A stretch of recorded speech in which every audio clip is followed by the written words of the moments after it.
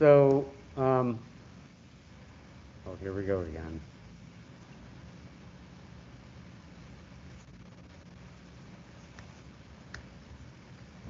It's totally random.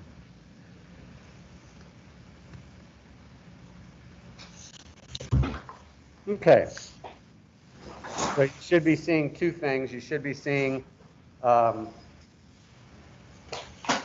photograph I'm working from, which everybody is working on photographs. I didn't even bother to put out the still life for everybody who's in the classroom. And then you should be seeing my drawing. I need it over here so I can see. Jonathan, you can still see my screen? Yes, sir. Okay, just making sure. Very awkward because I have to draw like 3 feet away from my easel. But at least that precipitates good arm drawing, right? Because that's what we're supposed to be doing.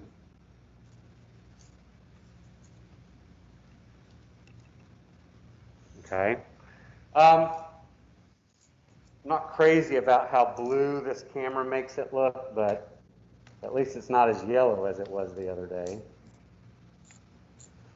So this is kind of where everybody should be at this point, which is kind of a nice gestural underdrawing. Not perfect, but certainly to the point where we can start kind of thinking about how to resolve things, moving into kind of the finishing layer. There's a lot of triangulation marks between the objects. There's a lot of broken contour lines that are approximately where I want the edges to be, though not perfect. For instance, this looks horrible. Why does this look horrible, Ming? Why does this little bowl look horrible? Just horrible compared to the bowl in the photograph. You can, like, there's a lot of, like, the scribbles and the, like, the constructive line planning visible. Okay, so there's still a lot of constructive line there, but there's something that looks worse about it. IMHO. What? Nobody knows what IMHO means? Oh, come on, you guys are supposed to be trendy. In my humble opinion. Oh, It's okay. a lot worse. Yeah, what's wrong? Well, it's the ellipse and something else. What do you mean they're not even? The sides aren't even, so what does that mean? It's not symmetrical, right? Oh no, Professor Wilson messed up. I don't trust him anymore. I'm quitting the class. I'm going to withdraw. He doesn't know what he's doing. La la la la la. Well, I made that mistake on purpose to demonstrate that no drawing is beyond repair. So I'm going to probably move up to maybe a 2B or not 2B. That is the question. Could it be a B or a 3B? Maybe. I don't know. I'm going to use my kneaded eraser, which is my gummy eraser, and I'm just going to kind of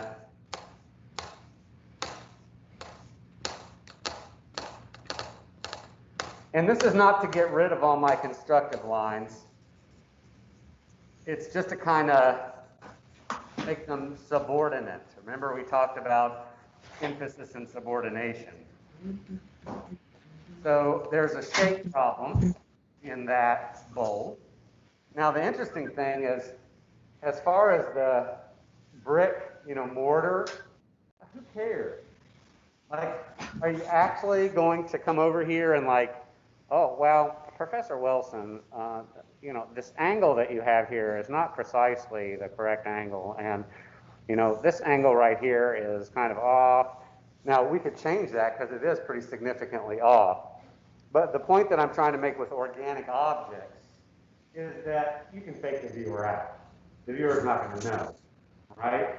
With a symmetrical bowl, the viewer is going to be a little bit more sensitive to that because we have like a memory of what bowls look like. So, you know, as you move into, and we will be moving increasingly into more organic shapes or symmetrical shapes that have organic textures on them, you'll be able to fake the viewer out a lot. You know, for instance, if you look at paintings of trees by Corot, who was one of the famous precursors to the Impressionists in the early 19th century, late 18th century, so early 1900s, early 1800s, late 1700s. You know, he's one of the greatest landscape painters of all time. But if you look at his trees, he doesn't paint every leaf. He paints a couple leaves that look really perfect, but he kind of fools your eye into believing. So when we're painting leaves or organic substances, you can kind of fake people out. You're still basing it on your observation, but you don't have to be as literal as you will with an object that's clearly supposed to be constructed, geometric, man-made shape.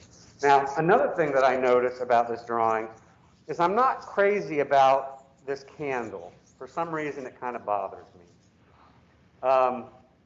So this is where you start thinking about things editorially. So, you know, as an artist, you have license and freedom to move things around so that they are more pleasing to the composition, more balanced. Now, we haven't talked a lot about balance yet, but we will as we move forward. There are objective things that you can think about when you're thinking about compositional balance. But sometimes it's just intuitive. I don't like that object even being in there, or there's too little of the object for me to tell what it is, or for the viewer to tell what it is. Or I might like to line it up somewhere else so that I create a directional connection or force or pathway for the viewer's eye to follow. So sometimes it's just, you know, you make those grunting noises. You have to make the grunting noises. And just say to yourself, I don't like the way it looks where it is, so I'm going to change it. So for instance, what I might think about doing is with this candle, it's way over to the left-hand side. Can you really tell that it's a candle other than knowing it's a candle? No, it just looks like this red cylindrical shape. The other thing that I noticed about the candle is that it's way out here in the middle, is that there's this big empty blank space. Now, there's some nice textures there, but it's kind of boring. Does that make sense to everybody? So what could I do to make it better? Well, so one thing that we're concerned about is the fact that the candle is too far to the left. Second thing that we're concerned about, which leaves this big open space. The second thing we're concerned about is you can't really tell that it's a candle. The third thing that we're concerned about is that it's kind of what I would call a sliver. Now, I've seen worse slivers, but slivers kind of create this ambiguity. You're like, what the heck is that thing? So, you know, it would be worse. Like, let's say that our candle, and notice I'm not like really angry about the way that I'm erasing. I'm just kind of, it's kind of like turning down the contrast on something. Like if that candle was over here, it would be even worse as far as being able to tell what it is. So I want to be able to tell what it is, and I want to do so in a way that's kind of intelligent. So what I was thinking is I'd like to have another incidence of overlap. I'd like to have a filling of this negative space that I have here. And I'd like to have a directional force that moves our eye up this kind of implied directional force between the shell and the bowl. So I'm actually going to use this line, and I'm going to create a moment of overlap where that bowl is overlapping something else, right? The candle. I better make it straight, huh? It's really hard to draw from 12 feet away. Then I think I'm going to kind of lower the candle.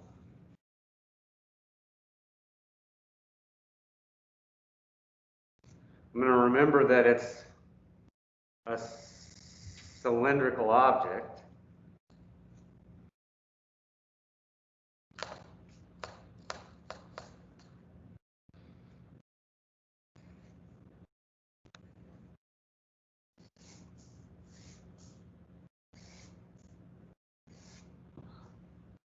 So that way, I have a full candle there.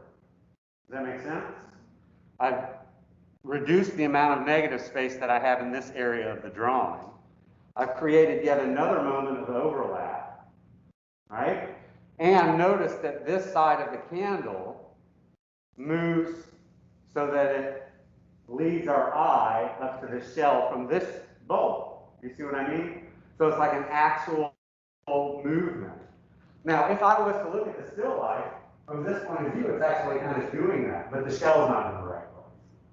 So you can see how I'm kind of orchestrating. I'm like a conductor who's orchestrating the movement in my players, or controlling their volume, or controlling when they make their appearance. The other reason I want to be able to do this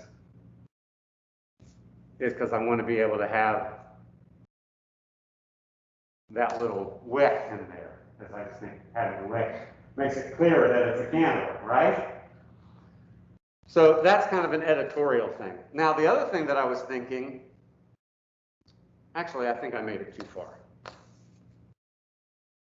The main point I want you to notice is that I'm thinking, is this box up here, this box edge. One of the things I like about the photograph is that this box edge lines up with the edge of the candle. Do you see that? And that kind of creates like a puzzle piece kind of locking together visually. So, you know, what's wrong with me coming in here and moving that box over? Is there anything wrong with that? No, there's absolutely nothing wrong with that.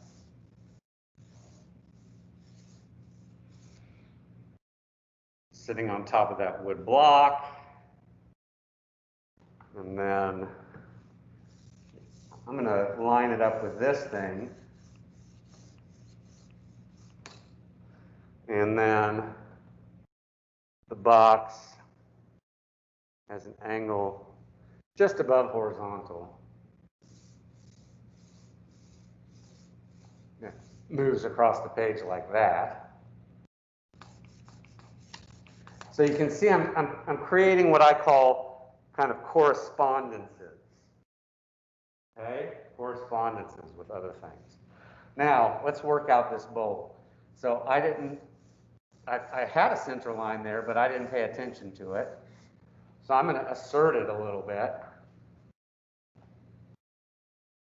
And then I'm going to come in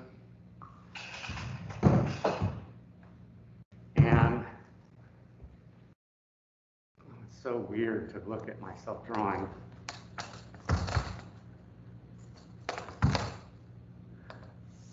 And I'm going to put a cross line here. So I'm going to measure here, measure here.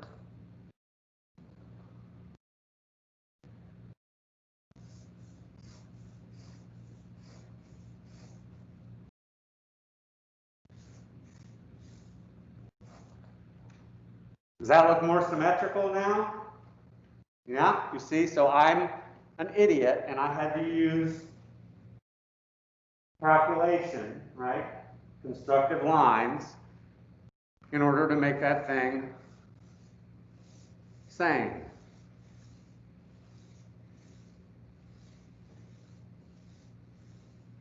You also notice that that line up there was too tall. Does that make sense to everybody?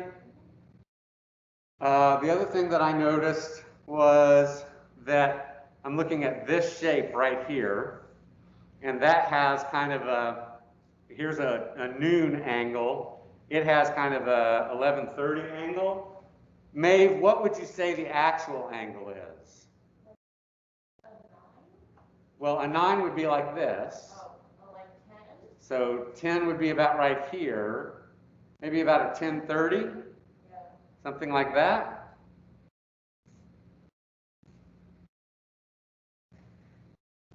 And then we've got to move this over, right?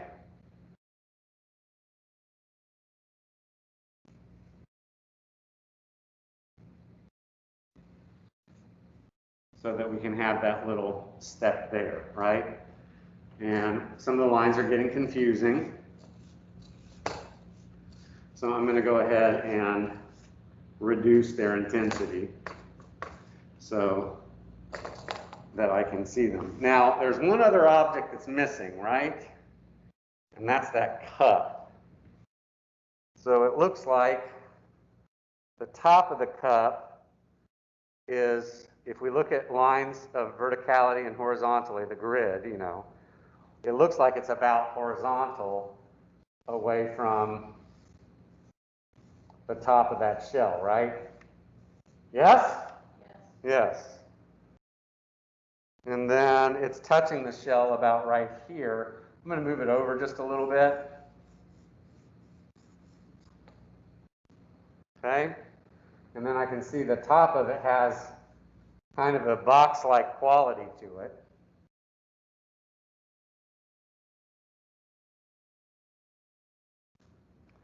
And then, oops. It looks like pretty much a horizontal angle this way. Which is kind of interesting because that creates and reinforces that linear pointing. Does that make sense to everybody?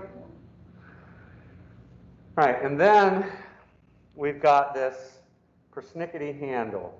Well, it starts about right here, right? And then it touches this guy about right here. Yes? Does that make sense? So I'm looking at where it begins and where it ends. That's the beauty of overlapping forms, because you can use existing forms to kind of plot the location of things that are behind them, right? So it's like a C shape, right? Something like this. So you can see there I gestured in a line. Now, I don't consider that line the outside edge or the inside edge. I consider it like a spine that runs through the cup's handle. Does that make sense? Then I can come in with a broken line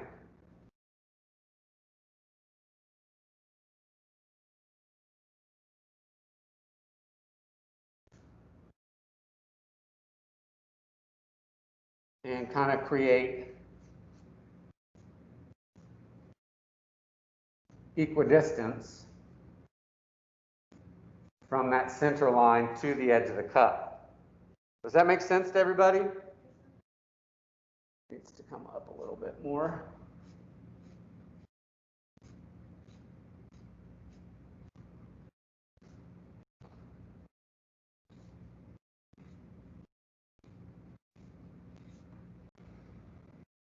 And then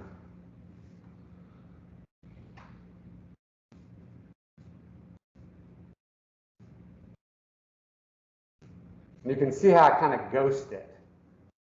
Have you ever been ghosted before? I get ghosted all the time.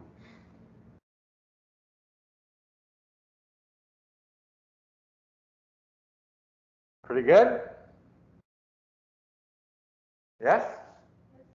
Okay?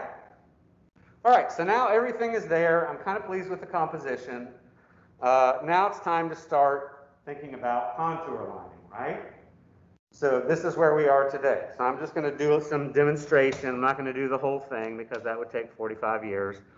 So I'm just going to go ahead to the 5B because I feel like it gives me a lot of options.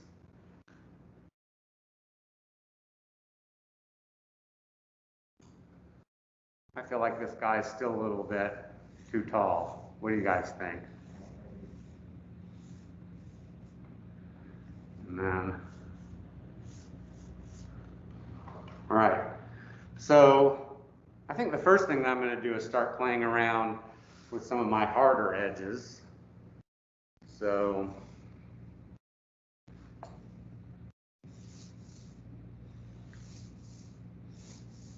start off with kind of a thick line, and then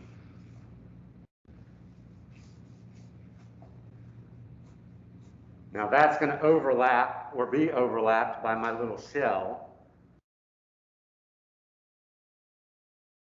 I forgot the little tail end of the shell. Now, squinting at that shell, this side looks pretty thick or clear, so I'm going to give it a little bit more of an emphasis. But in here, I think I'm going to have more of a broken line because it's a softer form, right? And I can also get into like those little tertiary details of that kind of bumpiness that's happening there. This has a relatively sharp edge.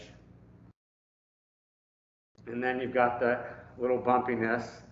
But notice how I'm kind of very stuttery with my bumpiness, meaning I keep the line open. And the reason I do that, can anybody tell me online, maybe Catherine, why I do that? Why I keep it stuttery?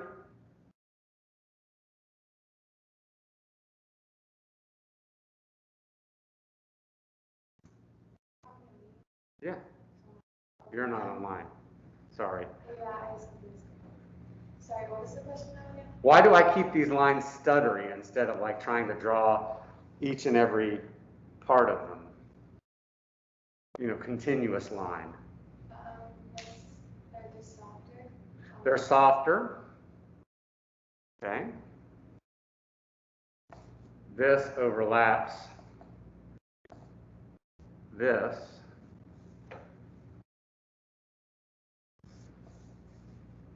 Not to mention the fact that they're kind of hard to draw because there are these little tiny details.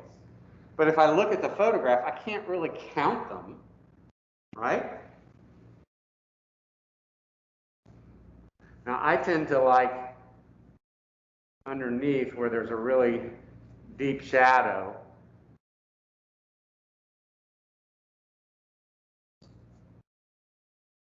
To put a relatively dark line, but I want this part of the shell to overlap. So I'm just going to give that a little bit more solidity to it. Does that make sense why I did that? And then this goes behind the shell, so I want it to get a little bit lighter. Now with the candle, you can't really see that in person, but definitely darker here. This front edge is going to be darker than the back edge. So I might even come in and do a double line.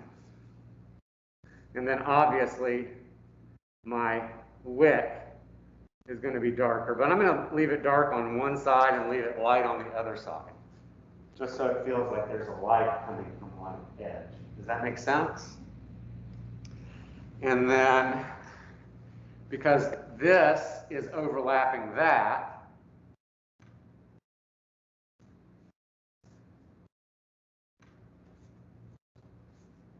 I'm going to give it a little bit more emphasis. Something's still wrong. So I'm going to pull that forward. That makes it a little more symmetrical, yes? Now, I can see some lines of faceting, like this is a facet, and then there's a facet here. I can definitely see like a dark undershadow here. So I'm going to leave that top line kind of broken, but I'm going to use the side of my pencil that I just broke to give myself a little bit of a heavier line, because it looks like, you know, there's like a rounded bead, right, of cement. I can see some little textures in here that are pretty dark. I'm gonna go ahead and overlap that. But then I can also see some textures that are relatively light. So some of them are going to be really dark and outlined. Well, outlined, I just mean heavier. And some of them are going to be really light. And some of them are just going to be like little dots and dashes, right? So you kind of play around with some abstraction in that area. There's a cast shadow here. So I'm going to overlap there. And then there's a cast shadow here. And then in here I might also do some little things. And you'll notice that, like, I'm pressing down, and then I'm using really light marks that you can probably barely see. I'm kind of basing it on what I'm seeing, but it's more a rhythm of activity than I'm repeating. There's some really low contrast, like dots of white in this mortar. And then we've got that other little lip here. Now I've got some wood grain, and wood grain tends to not be very contrasting.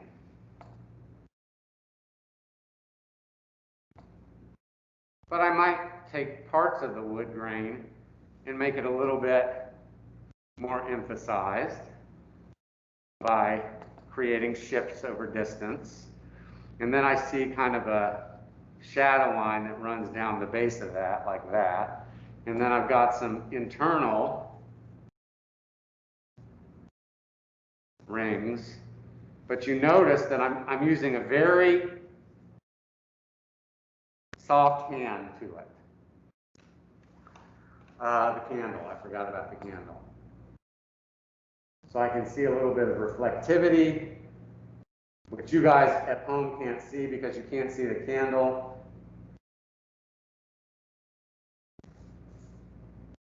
And then overlap this, and then overlap that so that it overlaps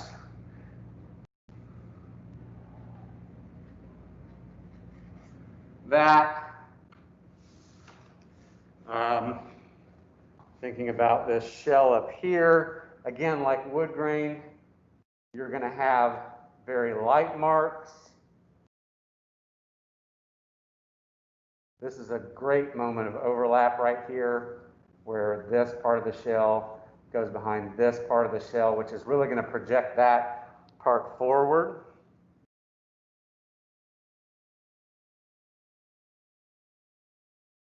Here's another moment of overlap. All right, so far, if I may,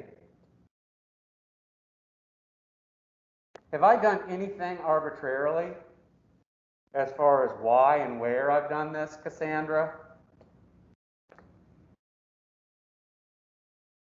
No, I don't think so. So everything that I've done, I've kind of had a reason for. Proximity, nearness, farness, space, right? overlap, in front of, behind, primary versus secondary versus tertiary, right? So I'm thinking about everything.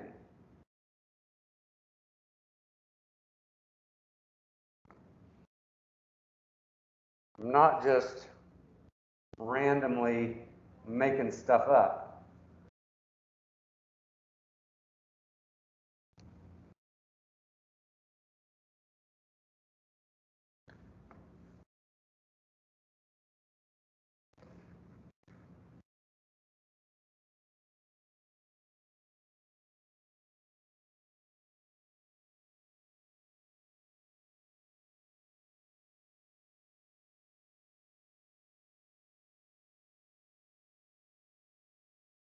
So definitely, you know, that wood grain is not really visible, but I do like to, you know, put down lines and then maybe come back and give them a little bit of change over distance.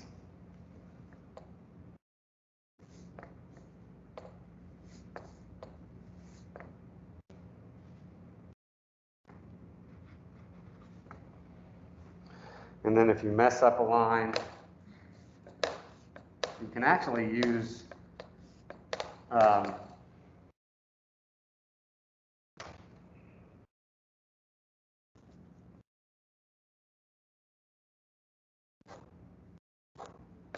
your eraser to kind of smooth.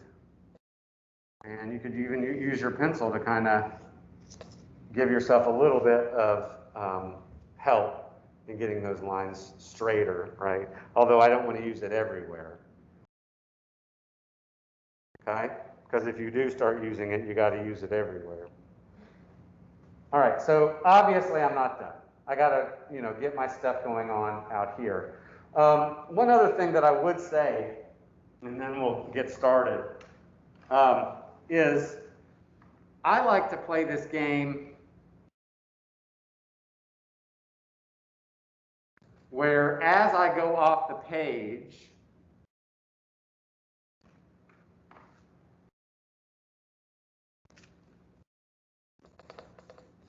or as I exit the page, really hard for me to draw from here, so I'm going to cheat.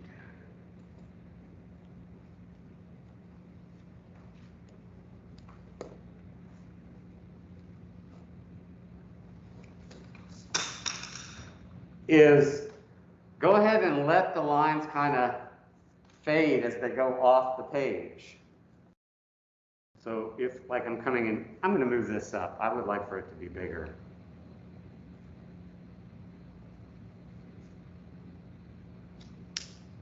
Because I feel like that triangle is a little bit of a sliver. So as I go off the page, I let it kind of fade off. And that way, the page edge comes forward and the line of the shape kind of goes behind the edge of the page. So just like this is an overlap of this page is an overlap of the object. The page is like a window. So I might soften that guy a little bit. By the way, you know, there's some smudges that I can come in and kind of clean up. So I might soften that line as it goes off the page, and then in order to make my point, I might make it darker.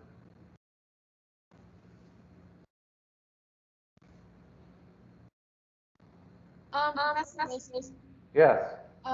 Just to ask, there's no shading in this one, right? Oh, absolutely not. This is all contoured.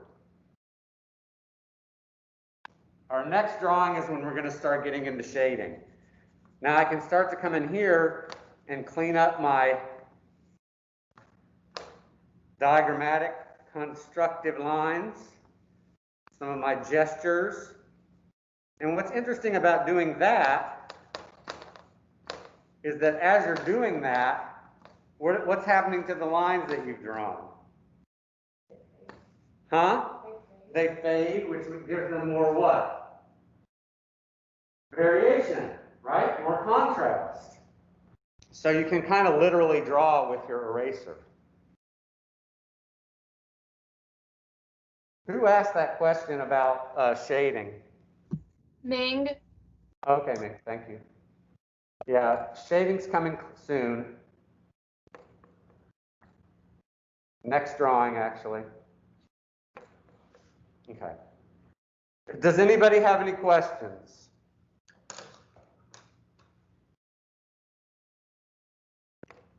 Hmm?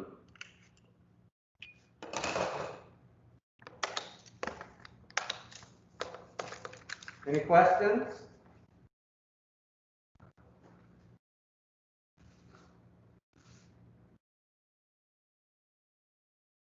All right, give me 1 second.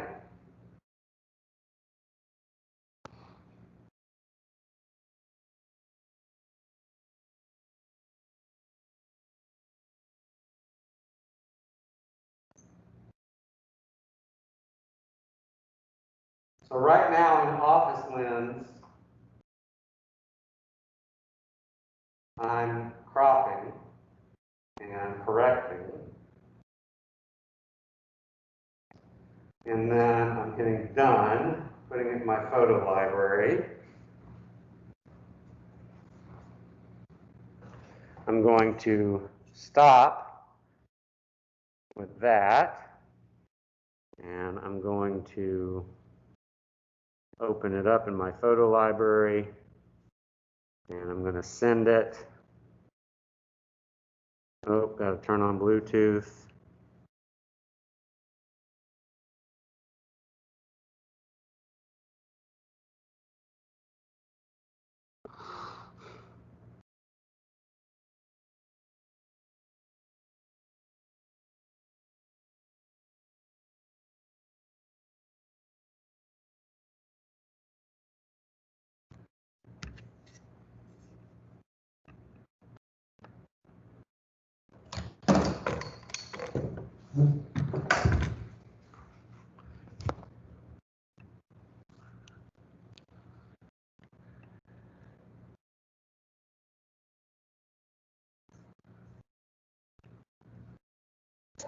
Right, I'm going to go ahead and open it up, and you can see that there's a little bit of a sliver of a line over here, a little bit of a sliver of a line at the top. So I'm going to crop first. So I go to my tools. Sir, oh, Yeah, go ahead. never mind. It came up. Started talking the picture. You couldn't see it at first? Couldn't see it for like the first 5 seconds and it showed up. So. Okay. So now I'm cropping it. Okay, never mind then. And Elijah, what would you say about the color balance of this photograph? It looks too yellow, I'd say. Right. I concur wholeheartedly. So I'm going to come over here and do a little bit of a color. So that could either be a function of temperature. Does that look better?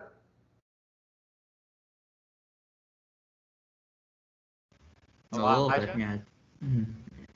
So it looks wider now, right?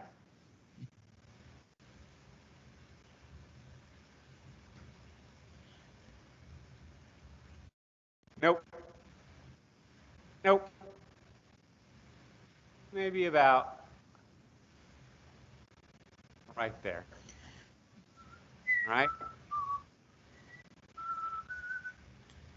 And now I'm going to come over here and I'm going to hit my chat. And then what I can do is I can just drop my file into the chat box. And then it's in the chat now. Oops. Wonder why that's happening. Close. Huh. By golly, that's just strange. Oh, there we go. Whoop.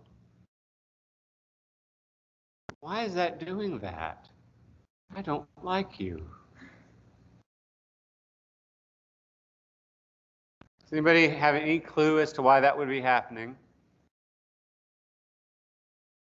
I know it does, but I don't.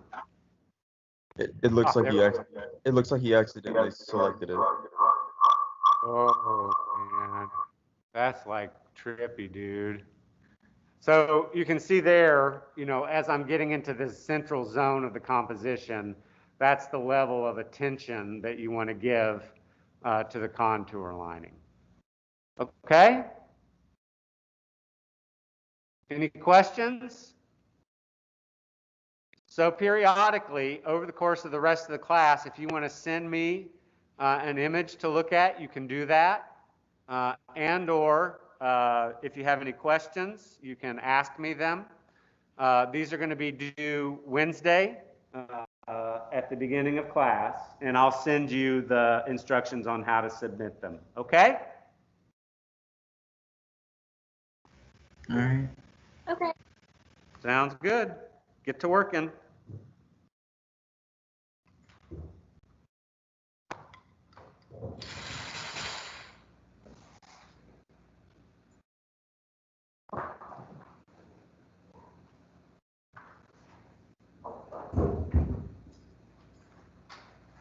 I guess I can stop recording now.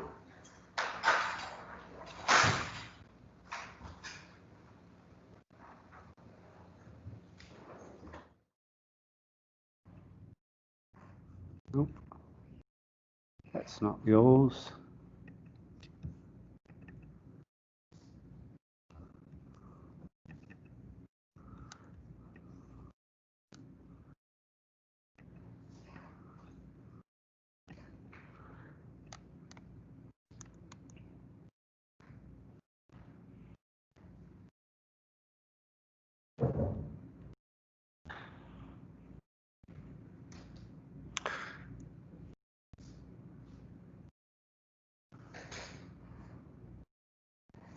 So,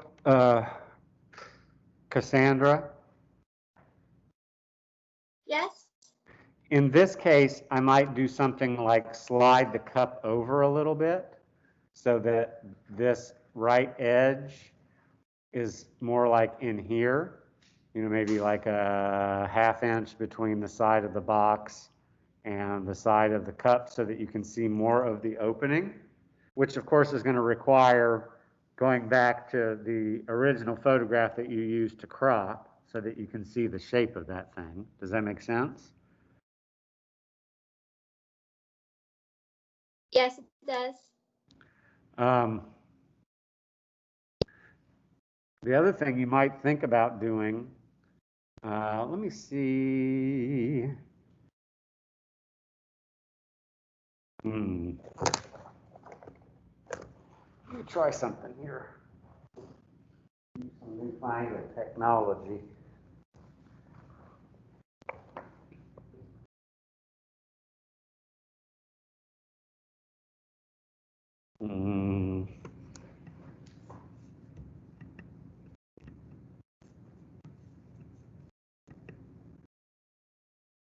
Well, first thing I want to do is I want to make a little correction to your image here because it's very gray.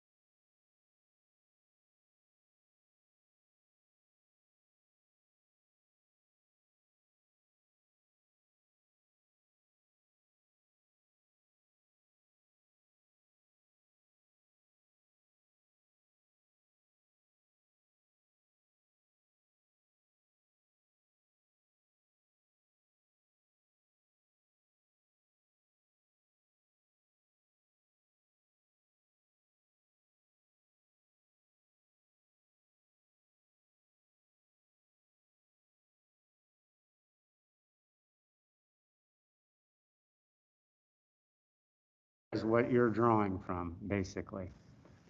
So what you could do is you could take any number of objects that you see in the drawing and place them in this situation here. So like just looking at your drawing, I'm going to go back to Procreate now.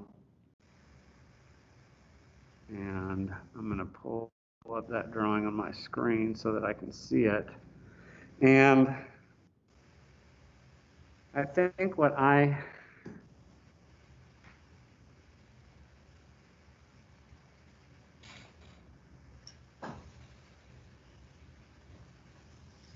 think I might do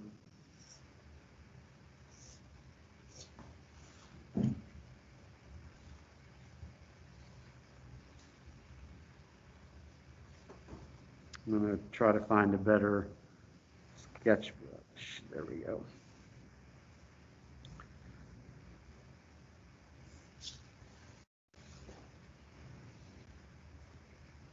Hmm.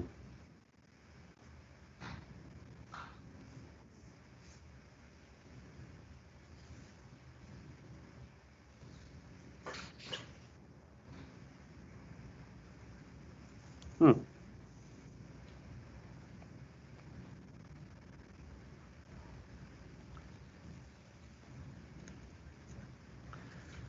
I think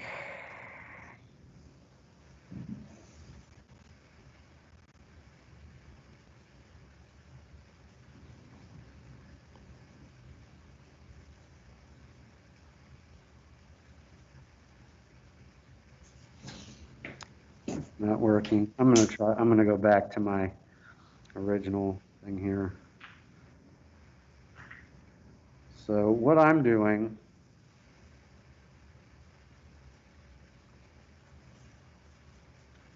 is I'm taking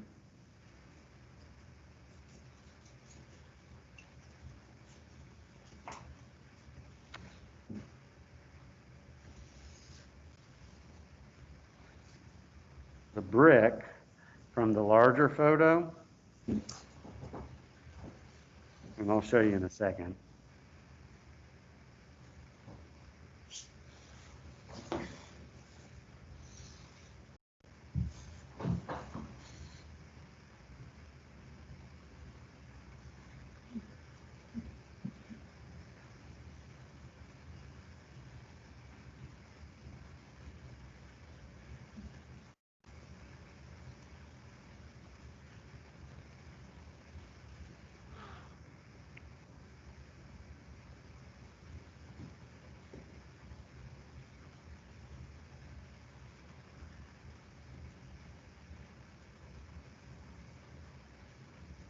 Any of these lines that appear to be leaning that should actually be vertical, go ahead and make them vertical, because that's just a better way. Just camera tricks. Yeah. Okay.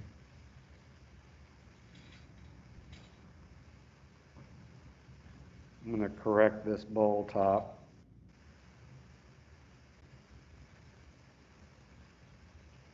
It's a little cattywampus. How so?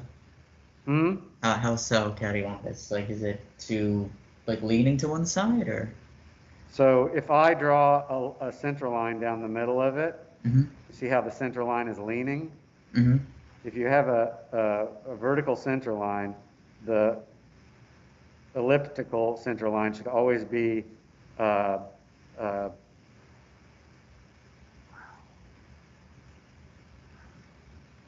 my gosh, I'm forgetting the word, at a right angle. Okay. You follow what I mean? Mm-hmm. So it should look more like that. Does that make sense? Mm-hmm. So basically straighten out that center line? Yep. Okay. Now, so what I've done is I've taken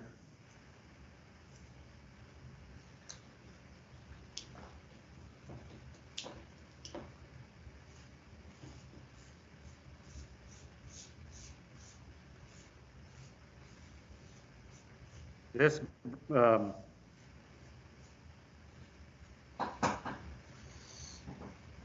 Why is it not letting me draw on the photograph? I've taken this brick, okay, which in your drawing, you're looking just at this section, Elijah. You follow me? Mm-hmm. And I've put it up here in the top. Oh, okay. See what I mean? Mhm. That way, you've got more moments of overlap, and you've got a repetition of the textures of the brick that you can use. Does that make sense? So that kind Okay. of creates like a diagonal movement this way, because you'll have, you know, those same kind of textural marks and, you know, does that make sense? Mm-hmm. So it's kind of like creating a parentheses here and here that kind of frames your focal point. Does that make sense? Yeah. Okay? And it's a restatement of this angle and this angle. You see what I mean? Mm-hmm. So the more that you can kind of create parallelity with those two angles, the better off you're going to be. Okay? Okay. Yes. Okay. Thank Does you. that help? Yes, it did.